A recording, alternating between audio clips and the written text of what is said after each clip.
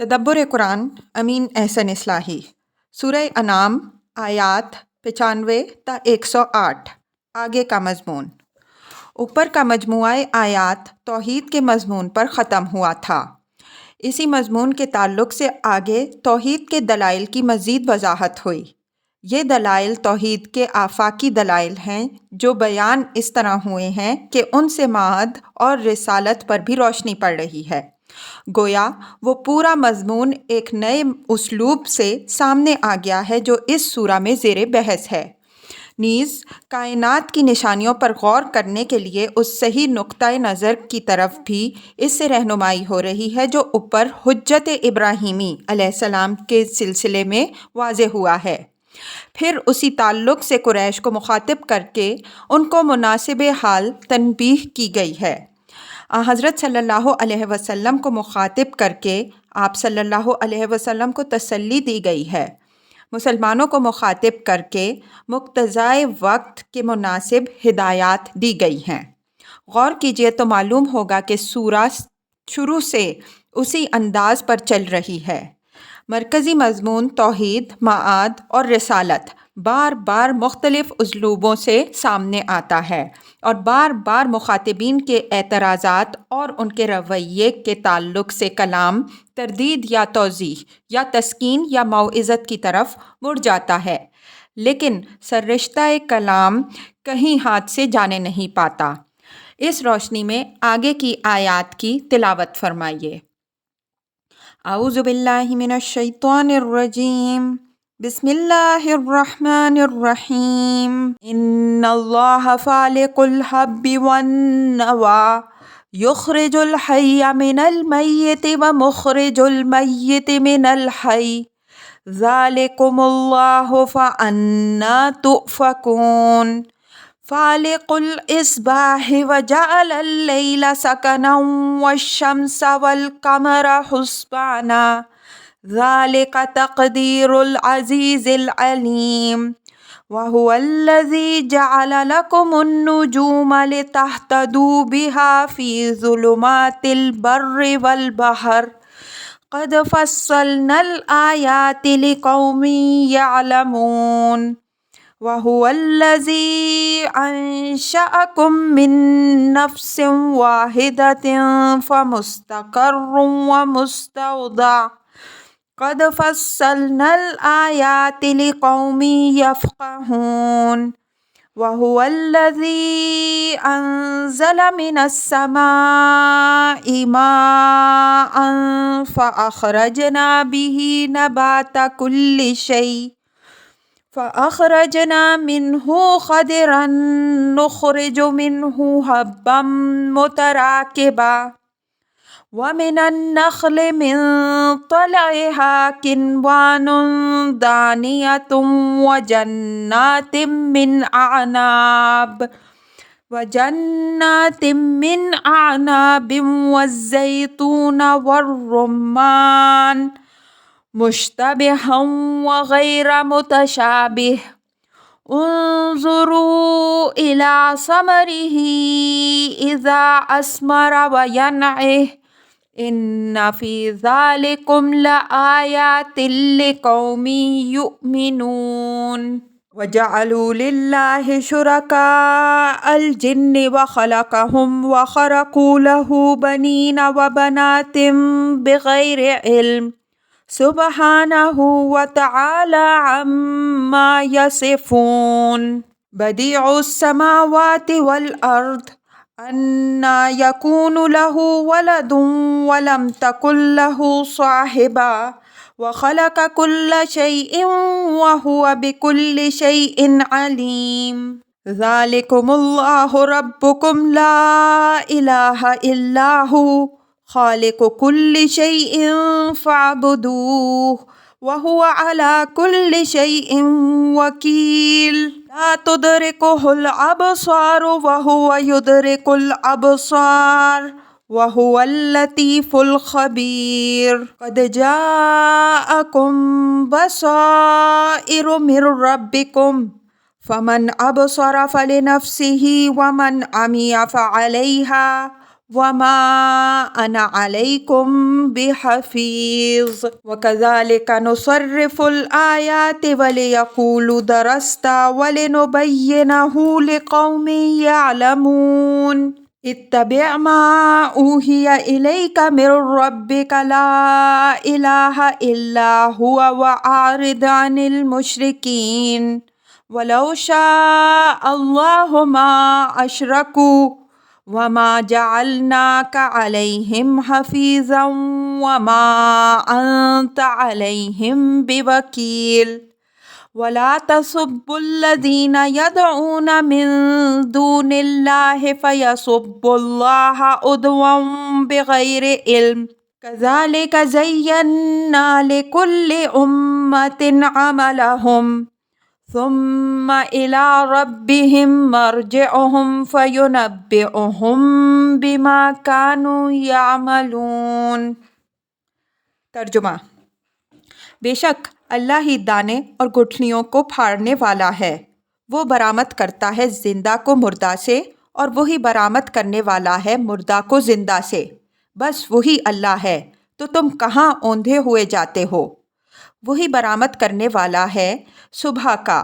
اور اس نے رات سکون کی چیز بنائی، اور سورج اور چاند اس نے ایک حساب سے رکھے۔ یہ خدائے عزیز و علیم کی منصوبہ بندی ہے، اور وہی ہے جس نے تمہارے لیے ستارے بنائے تاکہ تم ان سے خشکی اور تری کی تاریکیوں میں رہنمائی حاصل کرو۔ ہم نے اپنی نشانیاں ان لوگوں کے لیے تفصیل سے بیان کر دی ہیں جو جاننا چاہیں، اور وہی ہے جس نے تم کو پیدا کیا ایک ہی جان سے، پھر ہر ایک کے لیے ایک مستقر اور ایک مدفن ہے۔ ہم نے اپنی نشانیاں ان لوگوں کے لیے تفصیل سے بیان کر دی ہیں جو سمجھیں، اور وہی ہے جس نے آسمان سے پانی برسایا، پھر ہم نے اس سے ہر چیز کے اکھوئے نکالے، پھر ہم نے اس سے سرسبز شاخیں ابھاری جن سے ہم تہ بتہ دانے پیدا کر دیتے ہیں، اور کھجور کے گھابے سے لٹکتے ہوئے گچھے، اور انگوروں کے باغ اور زیتون اور انار، باہم دگر ملتے جلتے بھی اور ایک دوسرے سے مختلف بھی۔ ہر ایک کے پھل کو دیکھو جب وہ پھلتا ہے، اور اس کے پکنے کو دیکھو جب وہ پکتا ہے، بے شک اس کے اندر نشانیاں ہیں ان لوگوں کے لیے جو ایمان لانا چاہیں۔ اور انہوں نے جنوں میں سے خدا کے شریک ٹھہرائے، حالانکہ خدا ہی نے ان کو پیدا کیا اور اس کے لیے بے سند بیٹے اور بیٹیاں تراشیں۔ وہ پاک اور برتر ہے ان چیزوں سے جو یہ بیان کرتے ہیں۔ وہ آسمانوں اور زمین کا موجد ہے، اس کے اولاد کہاں سے آئی جبکہ اس کی کوئی بیوی نہیں، اور اس نے ہر چیز پیدا کی اور وہ ہر چیز سے باخبر ہے۔ وہی اللہ تمہارا رب ہے، اس کے سوا کوئی معبود نہیں، وہی ہر چیز کا خالق ہے، تو اسی کی بندگی کرو، اور وہی ہر چیز پر نگران ہے۔ اس کو نگاہیں نہیں پاتی لیکن وہ نگاہوں کو پا لیتا ہے، وہ بڑا باریک بین اور بڑا باخبر ہے۔ اب تمہارے پاس تمہارے رب کی طرف سے بصیرت بخش آیتیں آ چکی ہیں، تو جو بصیرت سے کام لے گا اپنے ہی نفع کو پہنچے گا، اور جو اندھا بنا رہے گا اس کا وبال اسی پر آئے گا، اور میں تم پر کوئی نگرانی کے لیے مقرر نہیں ہوا۔ اور اسی طرح ہم اپنی دلیلیں مختلف اسلوبوں سے پیش کرتے ہیں تاکہ ان پر حجت قائم ہو، اور تاکہ وہ بول اٹھیں کہ تم نے اچھی طرح پڑھ کر سنا دیا، اور تاکہ ہم اس کو اچھی طرح واضح کر دیں ان لوگوں کے لیے جو جاننا چاہیں۔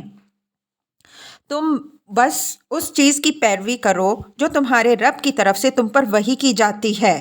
اس کے سوا کوئی معبود نہیں، اور مشرکوں سے اعراض کرو، اور اگر اللہ چاہتا تو یہ شرک نہ کر پاتے، اور ہم نے تم کو ان پر نگران مقرر کیا نہیں ہے، اور نہ تم ان کے ضامن ہو۔ اور اللہ کے سوا یہ جن کو پکارتے ہیں ان کو گالی نہ دیجیے کہ وہ تجاوز کر کے بے خبرانہ اللہ کو گالیاں دینے لگیں۔ اسی طرح ہم نے ہر گروہ کی نگاہوں میں اس کا عمل کھبا رکھا ہے، پھر ان کے رب ہی کی طرف ان سب کا پلٹنا ہے، تو وہ انہیں اس سے آگاہ کرے گا جو وہ کرتے رہے ہیں۔ الفاظ کی تحقیق اور آیات کی وضاحت۔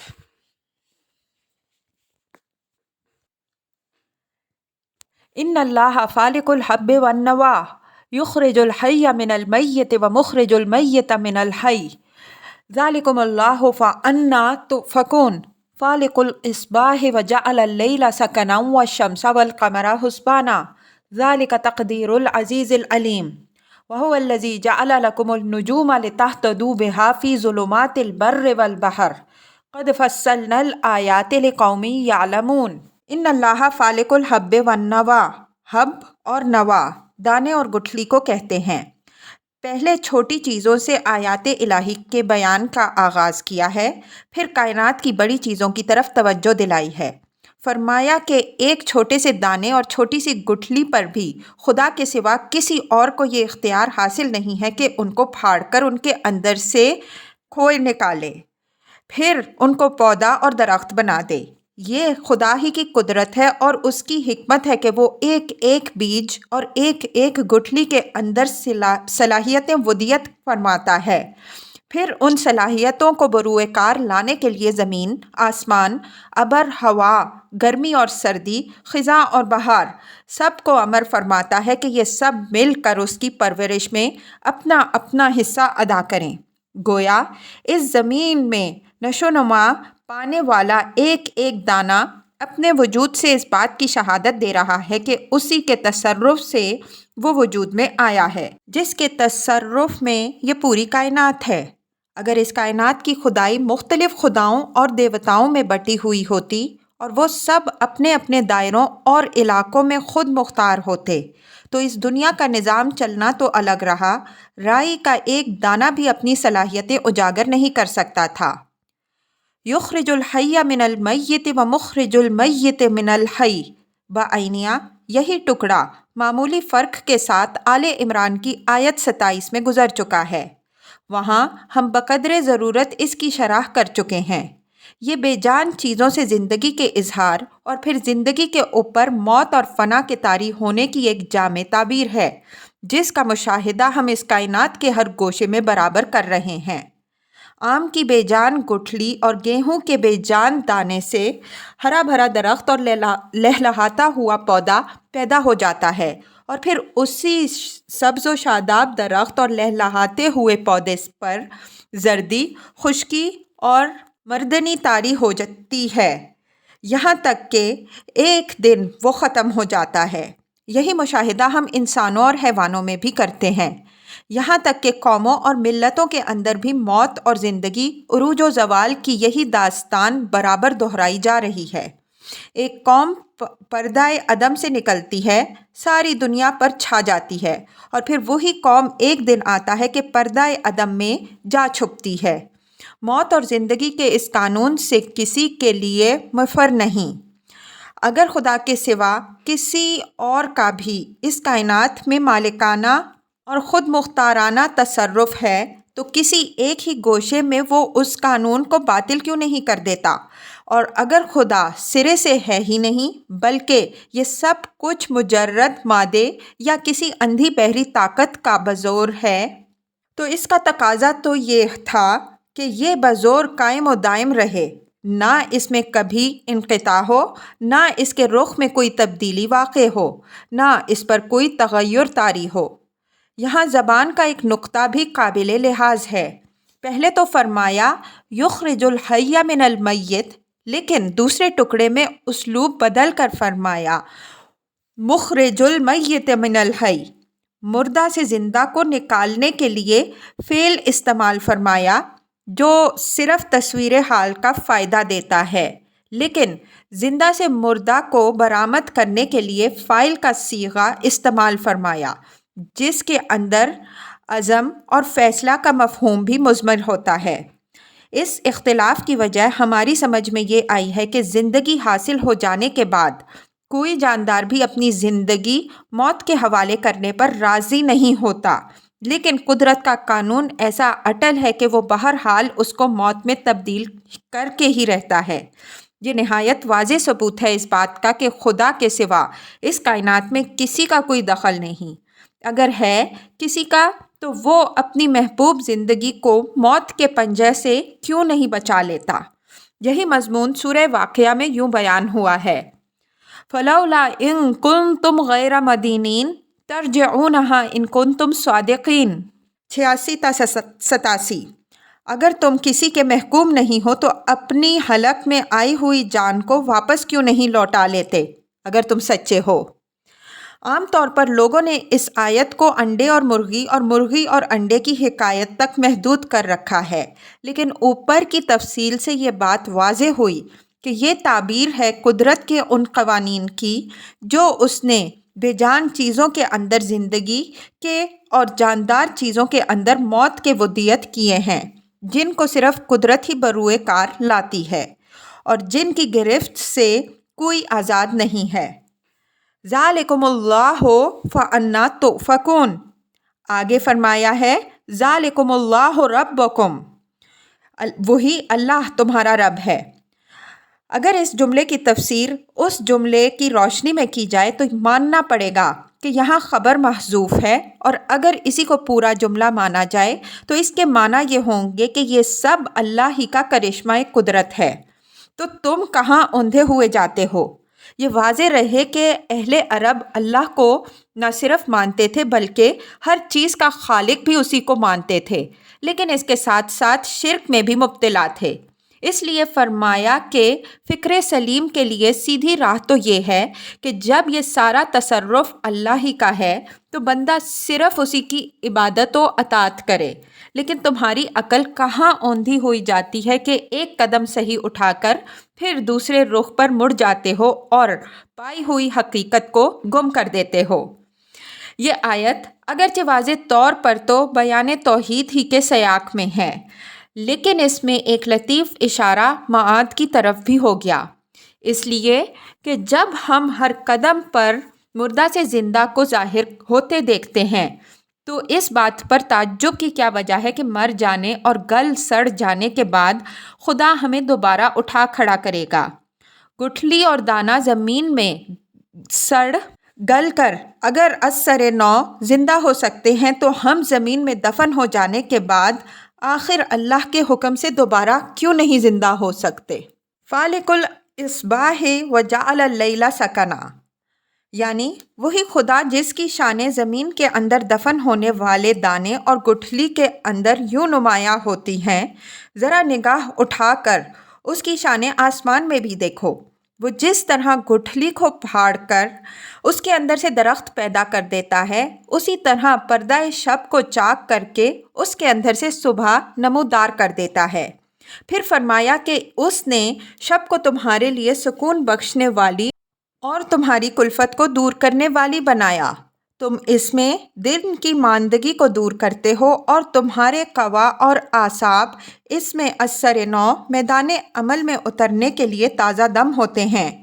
اس سے یہ اشارہ خود بخود نکل آیا کہ وہ رات کے بعد صبح اس لیے پیدا کرتا ہے کہ تم اس میں اپنی طلب و جستجو کی سرگرمیوں میں مصروف ہو سکو اور اپنی معاش کے لیے جد و جہد کر سکو۔ اسی مضمون کو دوسری جگہ یوں بیان فرمایا، وَجَعَلْنَا نَوْمَكُمْ سُبَاتًا وَجَعَلْنَا اللَّيْلَ لِبَاسًا وَجَعَلْنَا النَّهَارَ مَعَاشًا، سورہ نبا 9-11۔ اور ہم نے تمہاری نیند کو تمہارے لیے دافع کلفت بنایا، شب کو تمہارے لیے پردہ پوش بنایا اور دن کو حصول معاش کی سرگرمیوں کے لیے بنایا۔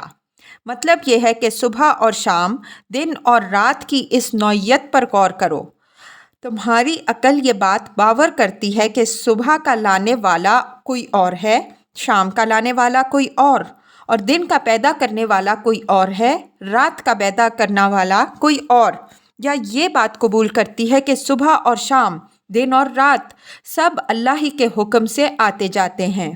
اگر دن کا خالق کوئی اور، رات کا خالق کوئی اور ہوتا تو ان دونوں میں یہ موافقت اور سازگاری کون پیدا کرتا کہ رات تمہارے لیے راحت کا بستر بچھاتی اور میٹھی نیند کے لیے سکون فراہم کرتی ہے، اور دن تمہارے لیے سرگرمیوں کے میدان گرم کرتا اور معاش اور معیشت کی راہیں کھولتا ہے۔ وَالشَّمْسَ وَالْقَمَرَ حُسْبَانًا، دن اور رات کے بعد اب یہ رات اور دن کے اندر ظاہر ہونے والی دو بڑی نشانیوں سورج اور چاند کو لیا۔ فرمایا کہ ان کو دیکھو، ان کے اندر قدرت کا ٹھہرایا ہوا ایک ضابطہ اور ایک نظام الاوقات ہے، مجال نہیں ہے کہ سر منہ اس سے تجاوز کر سکیں۔ انہی سے دن، مہینے، سال معین ہوتے ہیں، انہی سے موسموں کا تغیر وجود میں آتا ہے۔ پھر یہ ہیں تو آسمان میں، لیکن پوری وفاداری اور پابندی کے ساتھ بلا کسی تمنائے ستائش اور پروائے صلہ کے دن رات خدمت میں سرگرم ہیں زمین والوں کی۔ ذالک تقدیر العزیز العلیم۔ اوپر کی بیان کردہ نشانیوں سے جو حقیقت سامنے آتی ہے یہ اسی کا بیان ہے، اور انداز بیان ایسا ہے جس سے صاف معلوم ہوتا ہے کہ یہ ہر اس شخص کے دل کی آواز ہے جو اس نظام کائنات پر عقل سلیم اور قلب سلیم سے غور کرتا ہے۔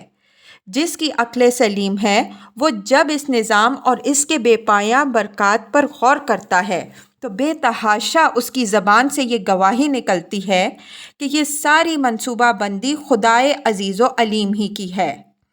اس چھوٹے سے فقرے کے اندر کئی حقیقتیں مضمر ہیں۔ ایک یہ کہ سورج اور چاند خدائی میں کوئی دخل نہیں رکھتے، بلکہ اس کارخانہ کائنات میں ان کی حیثیت صرف کل پرزوں کی ہے جن کو ایک عزیز و علیم نے ان کے مقام میں فٹ کیا ہے، اور یہ اپنی مفروضہ خدمت پوری پابندی کے ساتھ انجام دے رہے ہیں۔ دوسری یہ کہ یہ کارخانہ متضاد قوتوں اور مختلف دیوتاؤں کی کوئی رزم گاہ نہیں ہے، بلکہ اس کے اضداد کے اندر حیرت انگیز سازگاری ہے، اور ان کی یہ باہمی سازگاری اس بات کی شاہد ہے کہ ایک ہی خدائے قاہر و قیوم اور ایک ہی رب عزیز و علیم کا ارادہ اور اس کی مشیت اس پر کار فرما ہے، اور اس کی ہر حرکت اور اس کا ہر سکون اسی کی مشیت کے تابع ہے۔ تیسری یہ کہ یہ کارخانہ کسی کھلنڈرے کا کھیل تماشا نہیں ہے، بلکہ اس کے ہر گوشے سے اس کے صانع کی قدرت، حکمت اور اس کے علم کی شہادت مل رہی ہے، جو اس بات کا ثبوت فراہم کر رہی ہے کہ اس کے پیچھے ایک عظیم غایت و مقصد ہے جس کا ظہور میں آنا لا ابدی ہے۔ اس وجہ سے ضروری ہے کہ اس کے بعد ایک روز جزا و سزا آئے جس میں اس کی حکمت واضح ہو۔ چوتھی یہ کہ یہ دنیا کسی کباڑیے کی دکان یا کوئی مال گودام نہیں ہے جس میں کسی چیز کا بھی کوئی قرینہ نہ ہو، بلکہ اس میں نہایت حیرت انگیز پلاننگ ہے۔ ہر چیز کے لیے اس کی متعین جگہ ہے، ہر حرکت اور ہر گردش کے لیے معین محور و مدار ہے، ہر عمل کے ظہور کے لیے لگے بندے ضابطے قاعدے ہیں، ہر آزادی اور ہر پابندی کے لیے معلوم و معروف حدود و قیود ہیں۔ اس سے صاف یہ اشارہ نکلتا ہے کہ اس جہان کے خالق کی مرضی انسانوں کے لیے بھی یہی ہے کہ وہ شتر بے مہار کی زندگی نہ گزارے، بلکہ اس کی ہدایات اور اس کے احکام کے تحت زندگی بسر کریں تاکہ ان کی زندگی اس پورے کارخانہ سے ہم آہنگ ہو۔ یہی راہ فلاح و سعادت کی راہ ہے۔ سورہ رحمان میں ہم آیت وَالشَّمْسُ وَالْقَمَرُ بِحُسْبَانٍ کے تحت اس نقطے کی مزید وضاحت کریں گے۔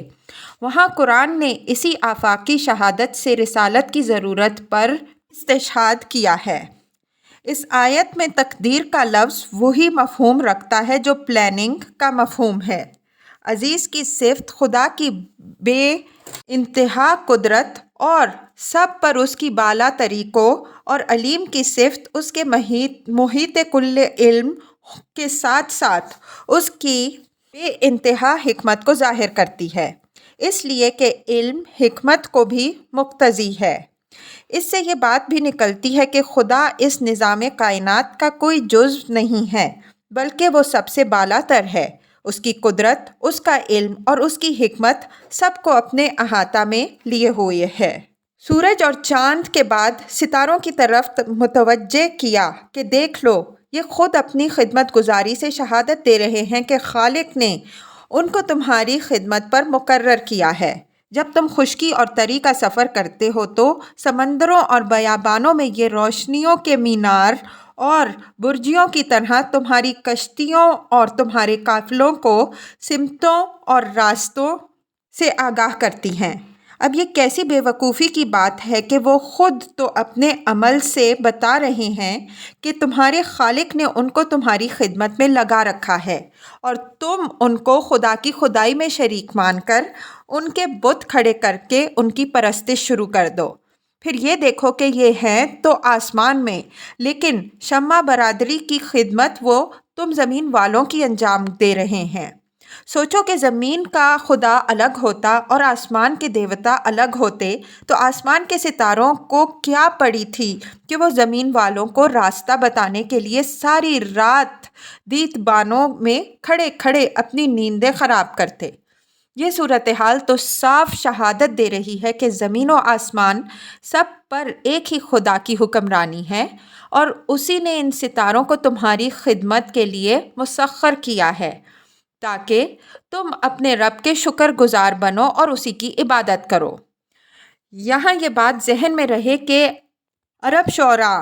اپنے بیابانی سفروں کی جو داستان بیان کرتے ہیں اس میں ستاروں کا ذکر ان کی رہنمائی کے پہلو سے بھی کرتے ہیں اور رات کے مختلف حصوں کے اوقات بتانے کے لیے بھی انہی کا حوالہ دیتے ہیں، گویا وہ ان سے گھڑیوں کا کام بھی لیتے ہیں اور رہنما برجیوں کا بھی، لیکن اس کے ساتھ ساتھ وہ بعض ستاروں کی پرستش بھی کرتے تھے۔ شعراء کا حوالہ تو قرآن میں بھی آیا ہے جو موسم بہار میں طلوع ہوتا تھا۔ اسی طرح دوسرے ستارے بھی جو نکھتروں سے تعلق رکھتے تھے ان کے معبود تھے، بعض صاد سمجھے جاتے تھے، بعض نحس۔ قد فصلنا الآیات لقوم یعلمون لفظ آیت کے مختلف معنی پر ہم دوسرے مقام میں بحث کر چکے ہیں۔ یہاں یہ نشانی کے معنی میں ہے اور چونکہ ہر نشانی اس چیز کی دلیل ہوتی ہے جس کی وہ نشانی ہوتی ہے، اس وجہ سے اس کے معنی دلائل کے ہوں گے، اور چونکہ یہاں زیر بحث خدا اور اس کی توحید اور ضمناً معاد و رسالت ہے، اس وجہ سے یہاں مراد انہی کے دلائل ہوں گے۔ چونکہ اللہ تعالیٰ کی ہر نشانی اپنے اندر گھو نہ گھو پہلو رکھتی ہے، اس وجہ سے یہ تو بتا دیا گیا ہے کہ ہم نے نشانیوں کی تفصیل کر دی ہے، لیکن یہ نہیں واضح فرمایا کہ کس چیز کی نشانیاں واضح فرمائی ہیں۔ یہ چیز مخاطب کے فہم پر چھوڑ دی ہے کہ اس کے اندر علم کی طلب و جستجو ہوگی تو وہ ان میں اپنی ہر جستجو کا جواب پا جائے گا۔ یہاں لفظ آیات کے استعمال میں ایک لطیف اشارہ بھی ہے۔ منکرین قریش کے متعلق اوپر بھی بیان ہو چکا ہے اور اس مجموعہ آیات کے خاتمے پر بھی ذکر آئے گا کہ وہ قرآن پر ایمان لانے کے لیے یہ شرط ٹھہراتے کہ پیغمبر کوئی نشانی دکھائیں تو وہ ایمان لائیں گے۔ نشانی سے مراد وہ کوئی محسوس معجزہ لیتے تھے۔ ان کی اسی ذہنیت کو پیش نظر رکھ کر فرمایا کہ اگر نشانیوں کی طلب ہے تو عقل و دل کو مطمئن کرنے والی نشانیاں یہ ہم نے بیان کر دی ہیں، لیکن یہ کارآمد ان کے لیے ہوں گی جو علم کے طالب ہیں۔ جن کے اندر علم کی طلب نہیں ہے وہ دنیا جہان کے معجزے دیکھ کر بھی اندھے ہی بنے رہیں گے۔ لقوم یعلمون ہم دوسری جگہ واضح کر چکے ہیں کہ فعل ارادہ فعل کے لیے بھی آتا ہے، اس وجہ سے لقوم یعلمون کا مطلب یہ ہوگا کہ ان کے لیے جو جاننا چاہیں۔ یہ بات واضح رہے کہ ہم اپنی زبان میں بھی جب بولتے ہیں ان کے لیے جو مانیں، ان کے لیے جو سمجھیں، ان کے لیے جو غور کریں تو فعل ارادہ فعل ہی کے لیے استعمال کرتے ہیں۔ وَهُوَ الَّذِي أَنشَأَكُم مِّن نَّفْسٍ وَاحِدَةٍ فَمُسْتَقَرٌّ وَمُسْتَوْدَعٌ قَدْ فَصَّلْنَا الْآيَاتِ لِقَوْمٍ يَفْقَهُونَ۔ خارجی عالم کی نشانیوں کی طرف توجہ دلانے کے بعد اب یہ انسان کی خود اس کی خلقت اور اس کے ارد گرد جو سامان معاش اور معیشت فراہم فرمایا ہے اس کی طرف توجہ دلائی۔ فرمایا کہ وہی خدا ہے جس نے تمہیں ایک ہی جان سے پیدا کیا اور نسل انسانی کا ایک وسیع گھرانہ آباد کر دیا۔ یہاں انشاء کا لفظ استعمال ہوا ہے جس کے معنی صرف پیدا کرنے کے نہیں ہیں بلکہ اس کے اندر نشو و نما بخشنے، پروان چڑھانے اور فروغ دینے کا مفہوم بھی پایا جاتا ہے۔ ایک ہی جان سے مراد آدم ہیں جن کو تمام آسمانی مذاہب میں نسل انسانی کی اصل کی حیثیت سے تسلیم کیا گیا ہے۔ اہل عرب بھی اس حقیقت کو تسلیم کرتے تھے۔ فرمایا کہ یہ خدا ہی ہے جس نے تمہیں ایک ہی جان سے پیدا کیا، اسی کی جنس سے اس کا جوڑا بنایا، پھر مردوں اور عورتوں کی ایک دنیا پیدا کر دی۔ ان میں شکلوں، صورتوں، زبانوں، لہجوں کا اگرچہ اختلاف ہے، لیکن جبلی تقاضوں اور فطری داعیات کے لحاظ سے اتفاق ہے، جو اس بات کی دلیل ہے کہ سب کا خالق اور پروردگار ایک ہی ہے، جس نے ایک ہی درخت سے یہ سارے برگ و بار پیدا کیے ہیں۔ عورت اور مرد میں بظاہر تضاد و اختلاف ہے، لیکن ان دونوں کے اندر ایک دوسرے کے ساتھ سازگاری کے جو ظاہری و باطنی محرکات و اسباب جمع ہیں، وہ زبان حال سے شہادت دے رہے ہیں کہ دونوں کا خالق و مربی ایک ہی ہے، جس نے ایک مشترک مقصد کے لیے ان کو وجود بخشا ہے۔ مطلب یہ ہے کہ غور کرو کہ یہ ایک ہی خدا کا پیدا کیا ہوا ہے اور ایک ہی آدم و حوا کا گھرانہ ہے، یا مختلف خداؤں کی پیدا کی ہوئی منتشر بھیڑیں جس کے ہر گروہ کے خدا بھی الگ الگ ہیں، اور ان میں سے ہر ایک کا آدھا آدم سے بھی جدا گانا ہے۔ قرآن نے اسی وحدت الہ اور وحدت آدم علیہ السلام کے عقیدے پر انسانی معاشرے کی بنیاد رکھی ہے، اور ان لوگوں کو فساد فی الارض کا مجرم قرار دیا ہے جو معاشرے کی اس بنیاد کو ڈھانے کی کوشش کریں۔ اس مسئلہ پر تفصیل کے ساتھ ہم سورہ نساء کی تفسیر میں بحث کر آئے ہیں۔ اس کی پہلی آیت اس عقیدے کو یوں پیش کرتی ہے: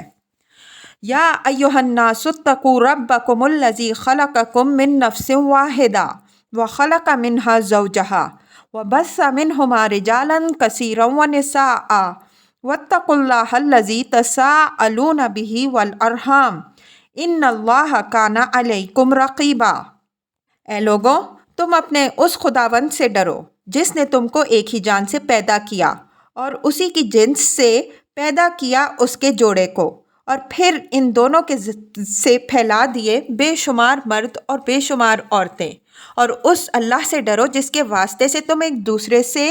طالب مدد بنتے ہو اور رحمی رشتوں کا احترام کرو، بے شک اللہ تم پر نگران ہے۔ فمستقر و مستودع،